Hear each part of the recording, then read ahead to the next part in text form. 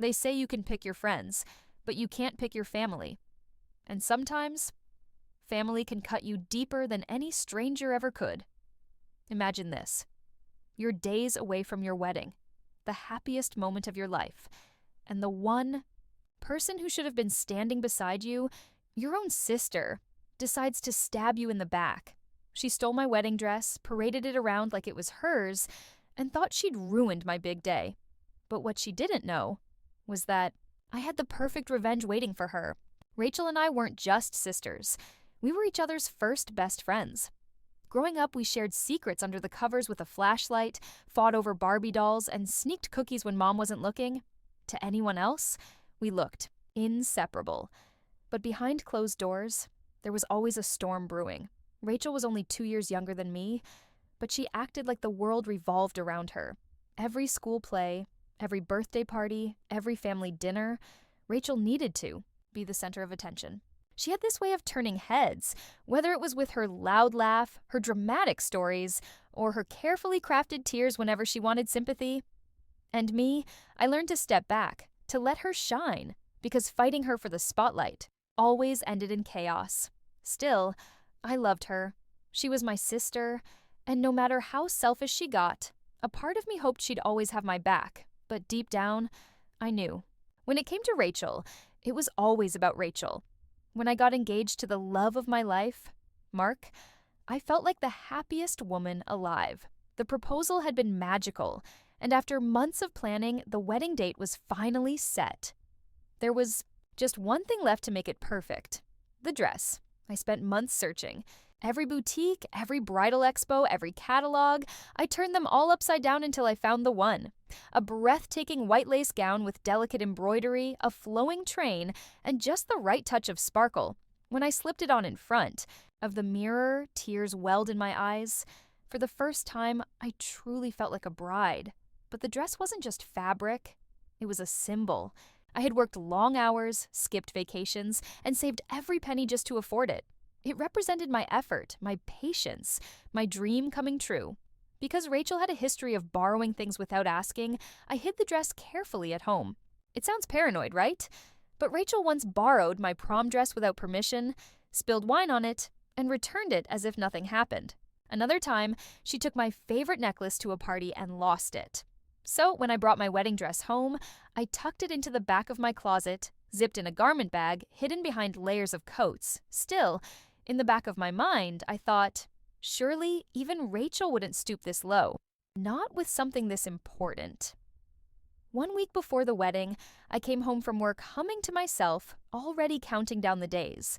I walked into my room, opened my closet, and froze. The garment bag was gone. At first, I thought maybe Mom had borrowed it to look at the dress, or maybe Mark had moved it when he was helping me pack decorations. But as I tore through my closet, my chest tightened. Hangers clattered, shoes toppled over. My heart pounded in my ears. Then came the sinking realization. I grabbed my phone, scrolling through Instagram out of habit, and that's when I saw it. Rachel's story. She was at some crowded party, music blasting in the background, drink in, hand laughing and twirling for the camera. And what was she wearing? My dress, my wedding dress. The caption read, "Feeling like a queen tonight." The comments poured in. "OMG, where did you get that dress? You look like a bride. Rachel, absolutely stunning." My hands shook. I could barely breathe. My dress, the one I had worked so hard for, the one I had imagined walking down the aisle in, was being paraded around like some party outfit. It felt like the air had been punched out of me. I wanted to scream, to drive straight to that party and rip it off her body, to demand how she could do something so cruel, so thoughtless.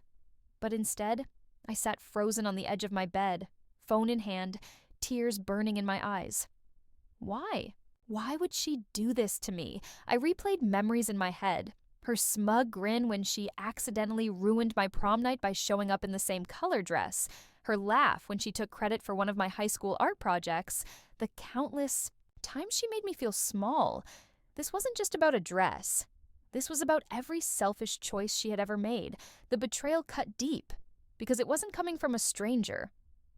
It was my sister, My own blood. The next morning, Rachel came by Mom's house, strutting in with that same smug grin plastered on her face. She didn't even try to hide it. "Don't look at me like that," she laughed, tossing her hair. "Relax. I'll pay for the dry cleaning." I stared at her in disbelief. Dry cleaning? Rachel, that was my wedding dress. My wedding is in 6 days. She rolled her eyes. God, you're so dramatic. It's just a dress. You can wear something else.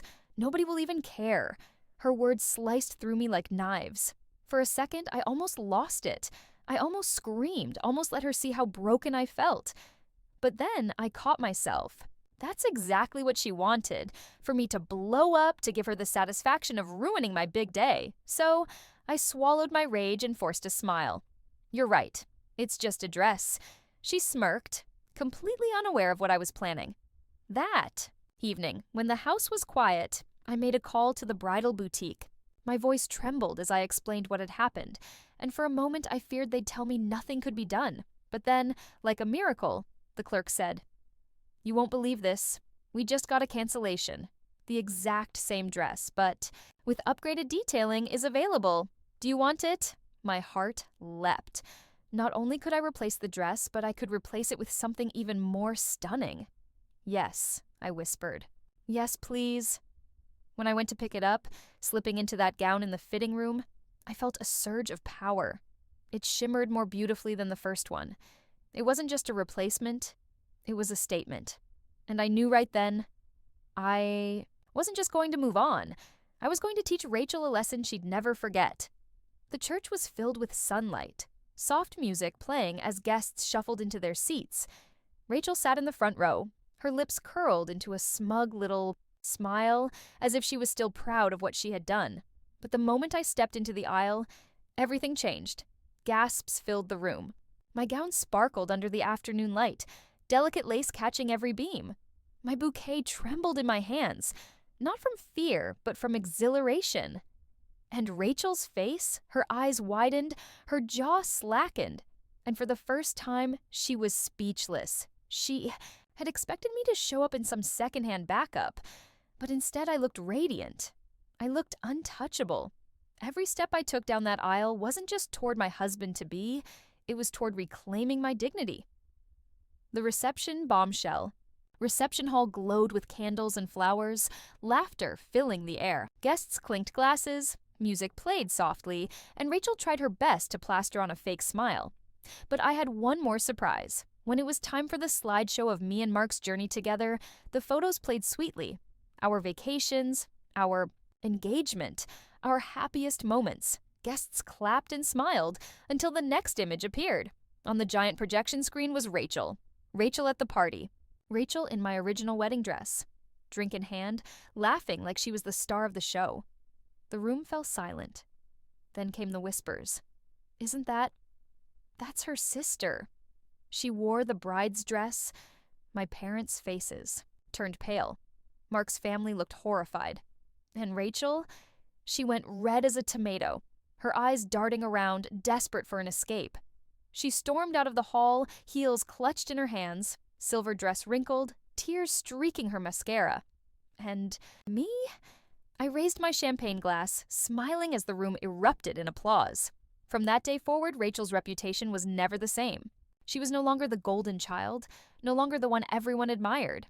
People saw her for who she really was, a selfish girl who tried to ruin her sister's happiness. And me? I didn't just get my perfect wedding, I got my justice. Sometimes the sweetest revenge isn't screaming or fighting. It's letting someone dig their own grave and then showing the world exactly who they are. That was the story of how my sister tried to steal my moment, but ended up destroying her own reputation. So tell me, what would you have done if your own sister stole your wedding dress? Would you have exposed her like I did, or taken a different kind of revenge? Let me know in the comments below. And don't forget to subscribe to the Revenge Reflections for more shocking stories of betrayal, payback, and justice served.